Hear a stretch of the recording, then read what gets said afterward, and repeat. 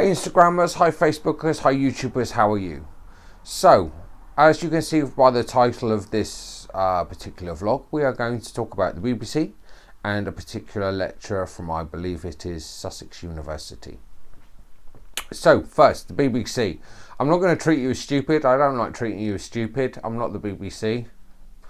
So, I suppose you have all heard or seen or read or know, if you're in the LGBT plus, predominantly the trans community, about the BBC report that was on BBC Online, I believe, which reaches up to 10 million eyeballs.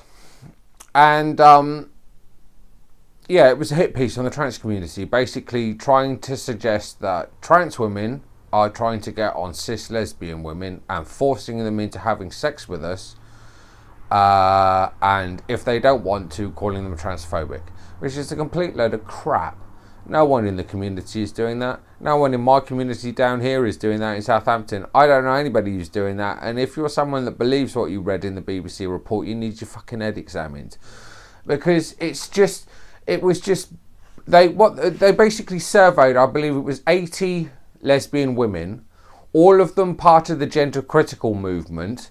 And they interviewed them with no critical analysis and no mention of the fact that all these supposed lesbian women were members of the gender critical movement, and just printed it verbatim. Just basic propaganda against the trans community. Just, a load of critical lesbians, gender critical lesbians have said this, so we're just going to print it anyway with no critical analysis or thought or editorial scrutination, because it's a hit piece on the trans community, we're going to go and do it.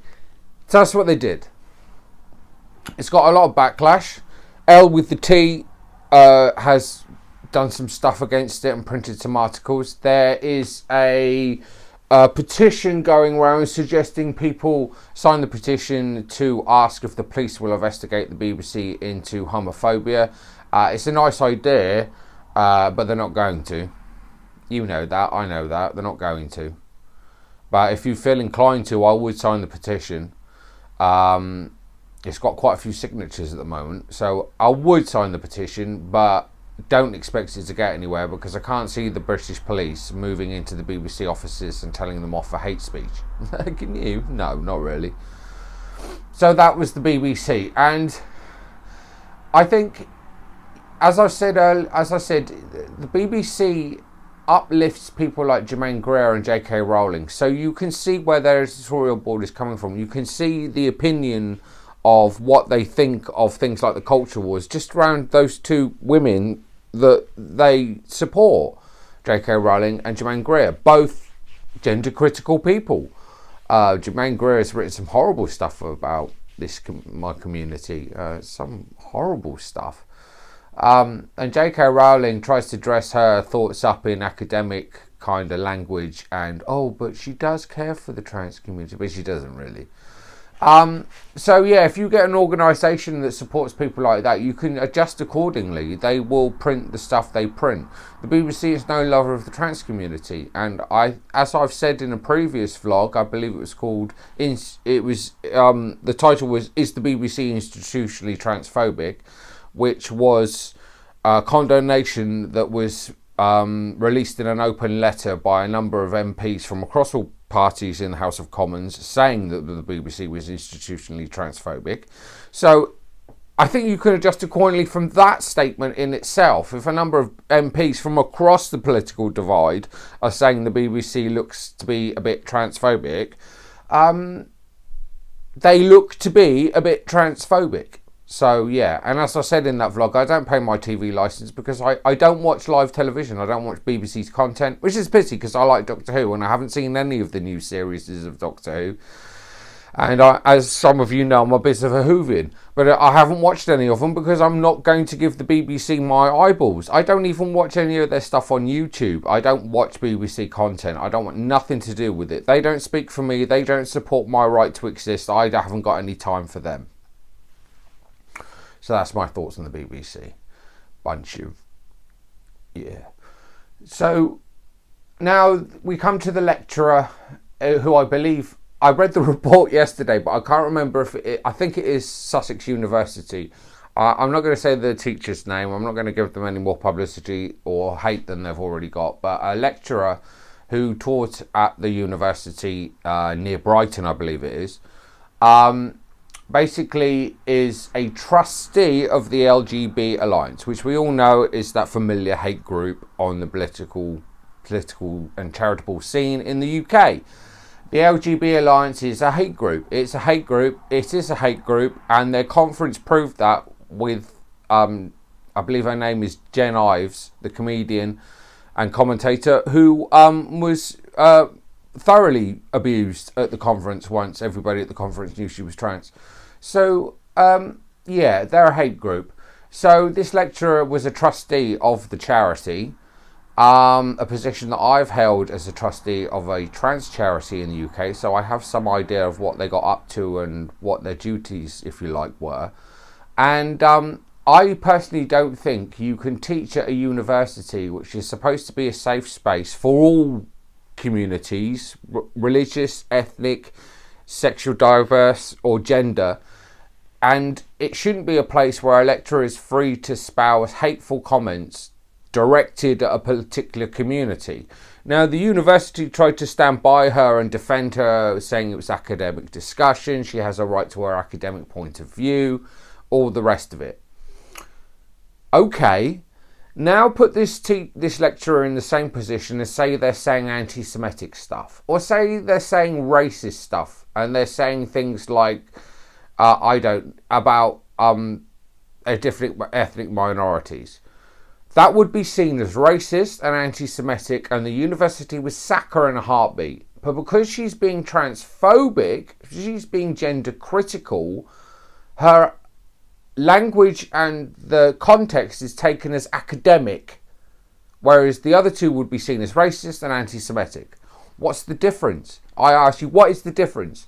You can't say there is a difference. You may have an opinion on an issue, but you can't then go to a university, especially a university that in a city that is said to be the capital of the LGBT plus community in the UK, and a city that has a large trans community in it, that attend the university and come out with that sort of crap, and then expect to still be able to continue to lecture, to be respected by the students, to be understood by the students, and to be able to teach the students something when you have all that crap being unloaded on the students.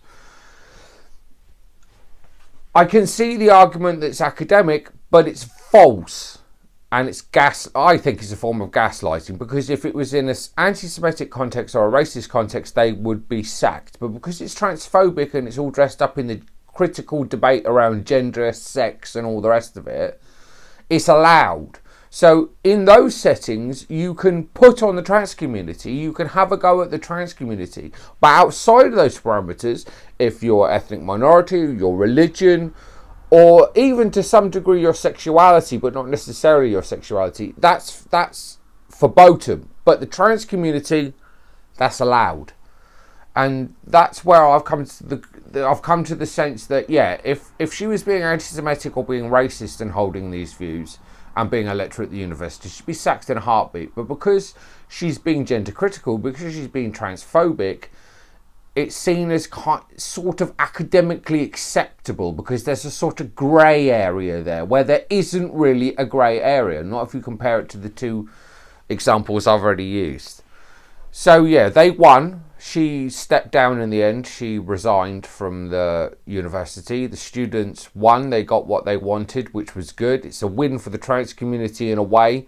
A lot of people are saying, oh, we're silencing free speech. But as I've just said, if the same lecturer was being anti-Semitic or saying racist statements, she would be sacked in a heartbeat. But for some reason, because it's transphobic, it's sort of allowed. And I don't see you can compare the two. You can separate the three of them if you like. They're all the same thing. You're just being abusive to a minority and picking on a minority, and the trans community has become the most maligned community in predominantly the UK at the moment for some reason. I mean, it looks like we're going the same way as Hungary. I hope not, but that's what a lot of us fear. We're going to go down the road of Hungary. yet more severe because, of course, we're out of the European Union, so we don't have the pretense of being in the European Union anymore. We can do what we generally like to our minorities, which is not good because we've got the Tories in. So, yeah, she resigned, which was a good thing, and I think it was probably the most sensible thing she could have done in the light of the circumstances around what she had said and the way that the students, the majority of students in the university had reacted. So it's a win for the students of university. Good on you guys. Well done. Thanks very much. But yeah, those are the two news points. A win, if you can call it a win, more of a, not a win, sort of an amicable resolution to the situation. An amicable resolution to the situation. With the BBC, it's just the BBC following to form, so don't hold your breath. That's just what the BBC is like. They don't particularly like the trans community for some reason, but I've got my own ideas around that. Yeah. So watch my other vlog. Is the BBC institutionally transphobic? It was a good vlog. I enjoyed doing it. And I got a bit angry at one point, I believe. Thanks for watching. Please like, share and subscribe, and I'll see you again soon, everyone. Goodbye.